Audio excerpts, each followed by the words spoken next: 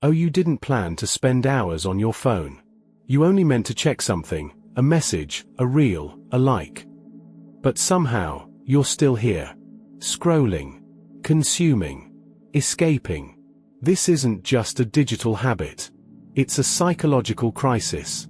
A war between your conscious self and the unconscious forces trying to speak through your screen. Carl Jung saw it coming, long before the internet ever existed. Part 1. The neuroscience of addiction. Every time you open Instagram, TikTok, YouTube, your brain lights up. Not because of the content, but because of uncertainty. You don't know what's coming next, so your brain releases dopamine in anticipation. That's variable reinforcement, the most addictive form of reward. It's the same system used in casinos, in drug abuse, in binge eating. But now, it's been optimized by algorithms trained to outsmart your instincts. And yet, Carl Jung would say, there's something far more dangerous than algorithms. It's your own unconscious, when it goes unexamined. Part 2. Escape from the self. We rarely pause to ask, why am I reaching for my phone? Often, it's not boredom. It's avoidance. Avoidance of silence, of discomfort, of stillness. Jung believed that when we avoid the inner world, we project it outward. We escape into distraction to run from the shadow. Part 3. The persona and the fragmented self. Carl Jung described something he called the persona. The mask you wear to function in society. It's not fake. But it's not fully you either. On social media, this persona becomes your entire identity. You don't just wear a mask. You curate it. You filter it. You edit it. You turn it into a brand. Likes become your sense of worth. Followers become your sense of validation. And views become your sense of meaning. The more one identifies with the persona, the more one becomes alienated from the self. Jung. Social media convinces you that you're connecting. But often, it's just performing. You become an actor in a play. While the real you fades into the background. And the cost. Yourself, your wholeness, becomes fragmented. We scroll through highlight reels. While our deepest parts go unheard, unfelt, unhealed. Part 4. The collective unconscious online. Jung introduced a powerful concept, the collective unconscious. A shared psychological space that all humans contribute to and draw from. Today, the internet is the collective unconscious, externalized. Memes, trends, viral audio, quotes, trauma dumping, identity debates. They're all part of a swirling, global subconscious. But here's the danger, you can get lost in it. You stop thinking for yourself. You speak in borrowed opinions. You absorb without reflecting. You're no longer discovering yourself. You're downloading personalities.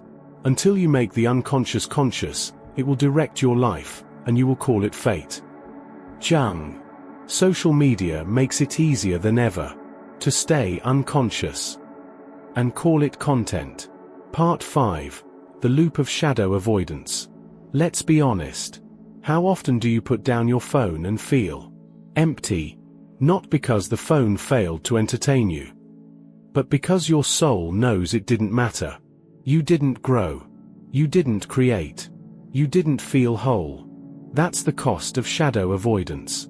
Carl Jung believed that every unacknowledged part of ourselves, fear, envy, insecurity, shame, becomes the shadow. And what we reject, we project. On social media, that projection is endless. You envy what others have.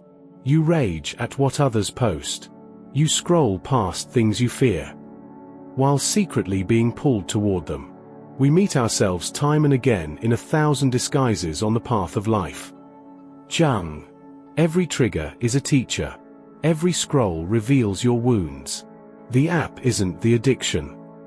The avoidance is. You're not just wasting time. You're wasting a chance to meet yourself. Part 6. Jungian solutions for a modern mind. So, how do you take back your mind? Not with shame. Not by deleting every app and running to the mountains. but with awareness, ritual, and inner work. Here are 5 tools inspired by Carl Jung to help you escape the scroll and return to yourself.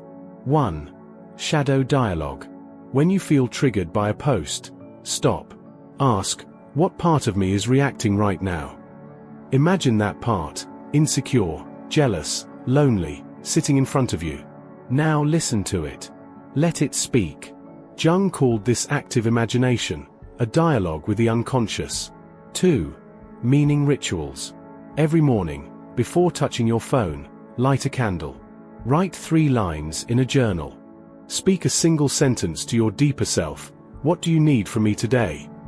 Begin your day from within, before the world shouts at you from without. 3. Create a digital persona map. Draw a circle. Write your online self inside it, the poses, the captions, the opinions you post. Then write what's missing. What do you hide? What don't you say? Now you know what your shadow wants to express. Part 7. The Return to Self. Carl Jung believed that the journey of life wasn't about becoming perfect. It was about becoming whole. Social media pulls you in 1,000 directions, fragments your attention, splits your identity, and distracts you from the inner voice quietly whispering, "Come back. I'm still here." You won't find yourself in likes. You won't find your purpose in scrolling. You'll only find it in silence, reflection, and honesty. Start today. Not by quitting everything, but by pausing and listening. Try this ritual tonight. Turn off all notifications. Sit in the dark with a journal and 1 candle. Ask yourself, what have I been running from this week? Write whatever comes. No filters. No judgment. Then ask, what part of me deserves to be seen? That is the beginning of individuation, the reunion with your true self. Closing. You were never meant to be a scroll zombie. You were meant to be aware, awake, and alive. Carl Jung didn't give us a formula. He gave us a mirror. If you're ready to look into that mirror, to meet your shadow, to drop the mask, and to reconnect with your soul, then subscribe to NeuroSophics. We don't do content here. We do transformation. And in the comments, answer this: what is social media helping you avoid? Let's bring it into the light. Together.